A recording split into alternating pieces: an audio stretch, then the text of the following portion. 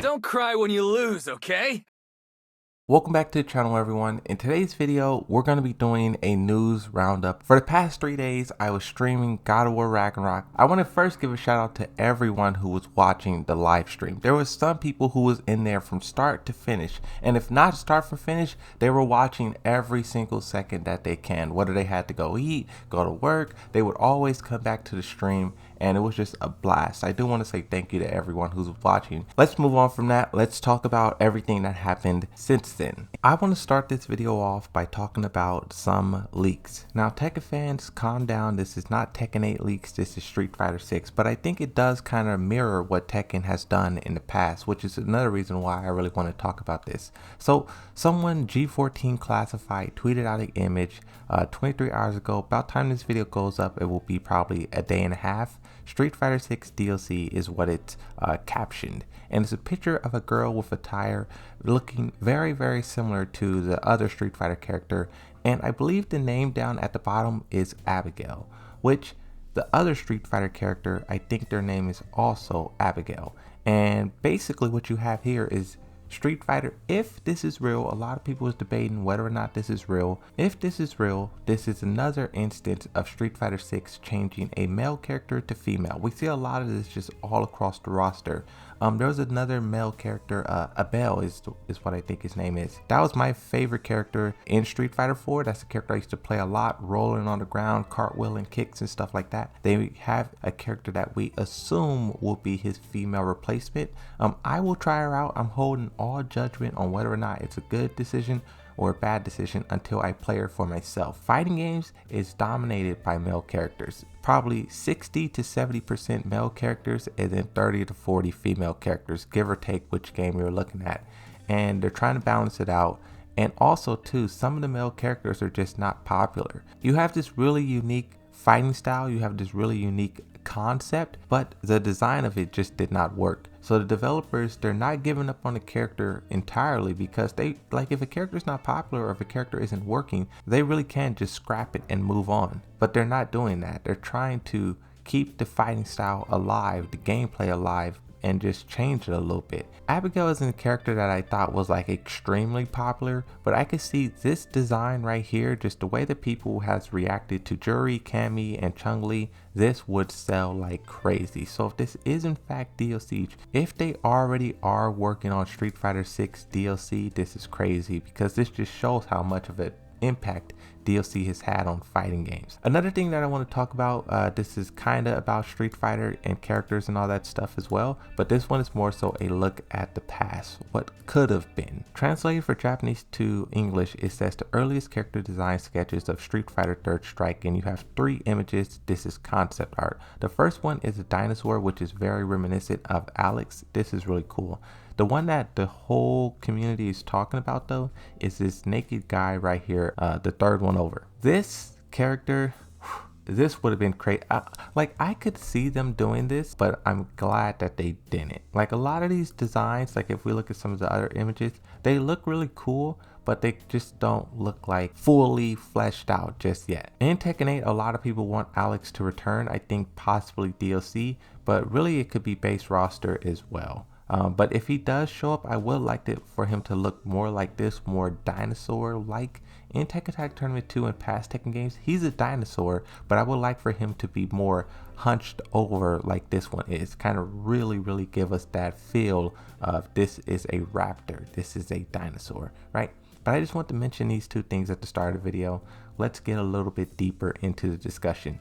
Talk about Tekken. Next up, another thing that was kind of sweeping across the whole entire FGC. I didn't see that many people from Tekken talking about this, but I think that we should. I'll read from IGN. Street Fighter 6 is getting a dynamic controller scheme meant to help button mashers excel. I'll have a video in the background. This is from Game Informer. Basically have the developers button mashing. And if you look at the gameplay, Luke is doing full combos, full jumps, mix-ups, everything. But the one thing that a lot of people are missing is it says a new local only controller option.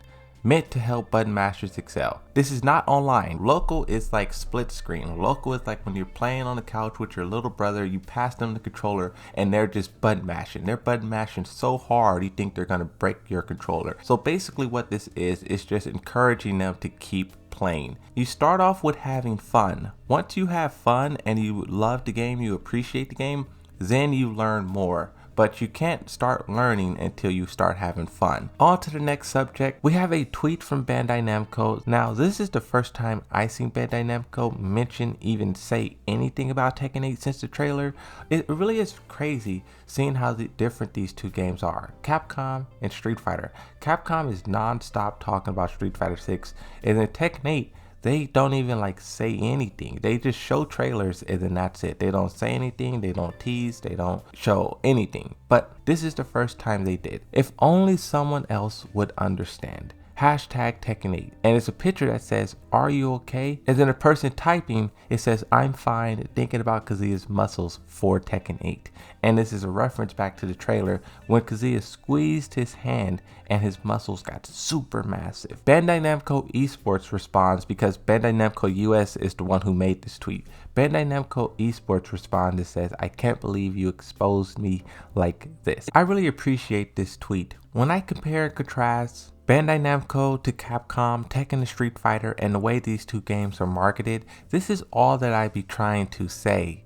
You know, every tweet doesn't have to be an announcement. Every tweet doesn't have to be a trailer, a character, a something. Sometimes a simple meme or just a acknowledgement of the Tekken 8 and the community is all that we need, right? Memes like this, because I see so many memes about Tekken 8, and for the Bandai Namco, for the developers to play into that, it definitely can help the game. We see a lot of times with other companies where they embrace the meme culture, and as such, the online community elevates. I think this is a really good step in the right direction, but I want to see them continue down this path. Get some more memes, get some more tweets out there. Just keep the conversation alive surrounding Tekken 8. Don't let the conversation die off 1 week after the trailer come out. Keep that engagement going, right? Really good to see them taking this step forward, but let's keep it going. On to the next subject. I want to give an update to a topic that I talked about a few days ago. I also do want to shout out Eldorado for tweeting me this on Twitter. This was another way that I was able to figure out exactly what was happening. And I say this all the time. If you guys are on Twitter, if you ever see something new or exciting that you would like me to talk about, just at me, send it to me, DM it to me, however you want. But basically what you have here is One Sports, the invitationals that I talked about a few days ago. We now have the entire lineup. We can see all 7 players who are participating. So this takes place on November 19th to the 20th. So this is like a week away. Guest players, you have AK, Arslan Ash, you have Pena, which is the incredible Master Raven who was going crazy at Evo. Book needs no introduction. And then you have Holy Knee. Now, we wanted to see Arslan versus Knee for like 4 years. We just wanted to see who's going to be able to beat who. A 7-player invitationals, the chances of them running into one another is extremely high. The last 2 players out of the 7 is Chanel and Chikarin. I think this is going to be good for Chikarin as well, because Chikarin, and I think Pena as well, both Chikarin and Pena, these 2 will not be in the finals. So this is another chance for them to compete with Arslan, compete with Knee, and show that they are on their level and if not better. Knee says, "I'm going to Japan after a really long time since the pandemic. We ask for your interest and support. Let's fight."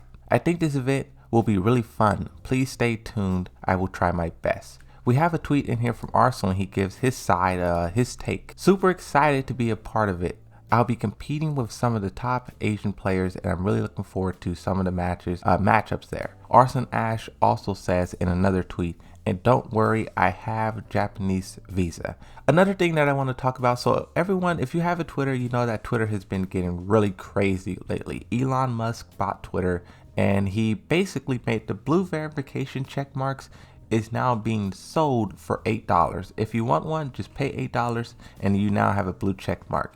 Once this change went live, once people were able to pay $8 and become verified, you had a lot of people take advantage of that. They paid $8 and then they made a fake account using someone else's name, someone famous like a dev, like a actor, whoever, and they just started tweeting out crazy stuff. There was one person who did this for Harada. They paid $8 to get verified, and they changed their name to Harada and also copied his picture. Now I can't see everything that they were doing because this account is now banned, but one thing that we can see definitely is that this person was, one, going after speed kicks, and two, calling them a nerd. I can't see what else they did, but that much is certain. One thing about just Harada specifically, Harada does not like when people try to pretend like they're him. There's instances in the past where people tried to pretend like they were him or Bandai Namco, and they made fake announcements or fake this, fake that,